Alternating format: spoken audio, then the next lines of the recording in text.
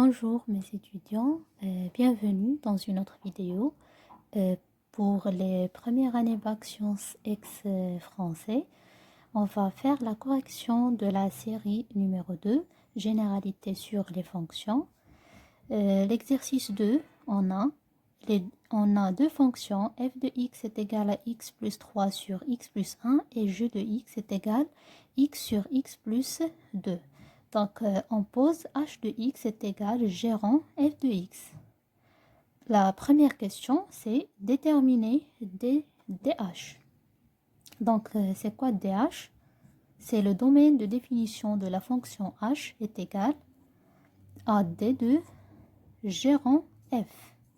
Donc, c'est le domaine de définition de la fonction composée des deux fonctions g et f, gérant f. Donc, c'est quoi le domaine de définition de cette fonction, la fonction composée? C'est, d'après le cours, on a x appartient à R tel que x doit être appartient à d de f, c'est-à-dire le domaine de définition de la fonction f, et f de x doit être appartient au domaine de définition de la fonction g. Donc c'est ça le domaine de définition de la fonction composée des deux fonctions f et g. Donc pour bien comprendre ce domaine de définition, on va faire, donc on a x, la variable x, l'image de x par la fonction f, c'est f de x. Et l'image de la fonction f de x par la fonction g, c'est g de f de x. Et cette fonction, c'est exactement la fonction composée des deux fonctions f et g. Donc, si on prend la variable x, x doit être appartient au domaine de définition de la fonction f, c'est-à-dire x doit être appartient à d de f. Et ici, on a f de x, l'image de f de x par la fonction g, c'est g de f de x, c'est-à-dire cette fonction f de x, toute la fonction f de x doit être appartient au domaine de définition de la fonction g, c'est-à-dire x appartient à R tel que x doit être appartient à d de f et f de x doit être appartient à d de g. C'est ça le domaine de définition de la fonction composée de f et g. Donc on va déterminer tout d'abord le domaine de définition de la fonction f, c'est-à-dire x doit être appartient à R tel que on a la fonction f de x, c'est x plus 3 sur x plus 1. Donc c'est le domaine de définition de cette fonction. Le dénominateur doit être différent de 0, c'est-à-dire x plus 1 doit être différent de 0. Alors, x doit être différent de moins 1. Alors, d de f, c'est R moins le nombre moins 1. Le domaine de définition de la fonction g, d de g est égal x appartient à R tel que la fonction f g de x est égale à x sur x plus 2, c'est-à-dire elle doit être x plus 2 différent de 0. Donc x plus 2 doit être différent de 0. Pourquoi? Parce que le dénominateur doit être toujours différent de 0. X doit être différent de moins 2. C'est bon? Donc d de g, le domaine de définition de la fonction g, c'est R moins le nombre moins 2. Alors, donc, on peut déterminer le domaine de définition de la fonction h. Donc, d de h est égal x appartient à R tel que x doit être appartient à d de f. Et d de f, c'est R moins 1.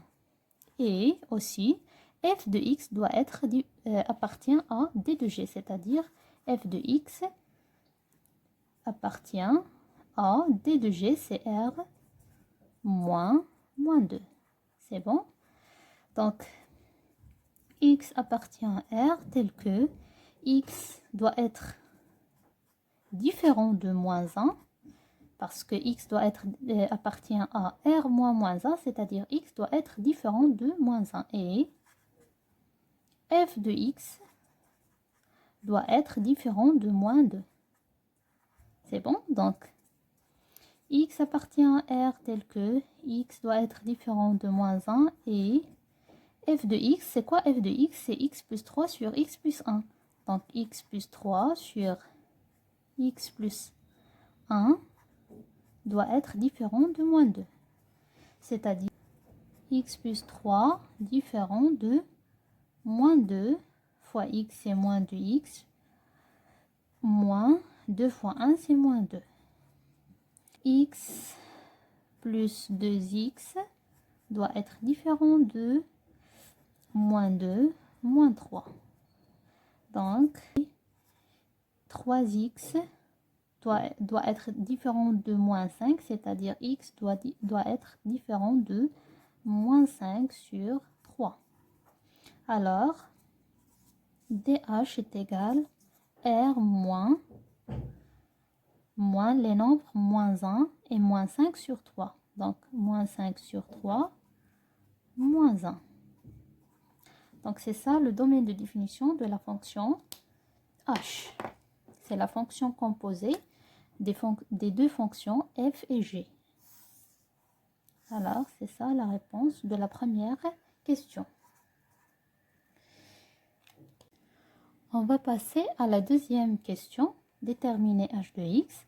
On a h de x est égal à g rang f de x, c'est-à-dire est égal à g de f de x est égal à g de, c'est quoi f de x? C'est x plus 3 sur x plus 1 est égal à, donc on va remplacer x dans g par x plus 3 sur x plus 1. Donc on a x ici, donc on va la remplacer par x plus 3 sur x plus 1 sur, on a x, donc on va la remplacer par x plus 3 sur x plus 1 plus 2 est égal, donc c'est x plus 3 sur x plus 1 sur x plus 3 plus 2x plus 2x plus 2, le tout sur x plus 1. Donc h de x est égal à x plus 3 sur, on va simplifier par x plus 1 et x plus 1, il nous reste x plus 3 plus 2x plus 2. Donc x plus 2x c'est 3x plus 3 plus 2 c'est 5. Donc c'est ça, h de x c'est x plus 3 sur 3x plus 5. On va passer à la troisième question. On a k de x est égal à x plus 3 sur 3x plus 5. La question c'est k et h sont-elles égales? Donc on sait que d de h est égal à r moins 5 sur 3 moins 1 et h de x est égal à x plus 3 sur 3x plus 5. Et d2k est égal, on a k de x, le domaine de définition de k de x, c'est x appartient à R tel que le dénominateur 3x plus 5 doit être différent de 0. Donc, est égal à x appartient à R tel que 3x doit être différent de moins 5, c'est-à-dire x doit être différent de moins 5 sur 3. Alors, le domaine de définition de k, c'est r moins 5 sur 3. Et k de x est égal x plus 3 sur 3x plus 5. Donc, qu'est-ce qu'on remarque ici? On a le domaine de définition de la fonction h, c'est r moins 5 sur 3 moins 1, et h de x est égal x plus 3 sur 3x plus 5. Et k de x est égal à x plus 3 sur 3x plus 5, c'est la même, mais on remarque que le domaine de définition de la fonction h est différent du domaine de définition de la fonction k. Donc, les deux fonctions ne sont pas égales. Alors, on va dire non. Non. Pourquoi? Parce que car d de h est différent de d de k. Même si les deux fonctions ont la même expression, mais les domaines de définition sont différents. Donc, k et h ne sont pas égaux. Donc, j'espère que vous avez compris. Si vous avez des questions, n'hésitez pas de m'écrire dans les commentaires et bon courage.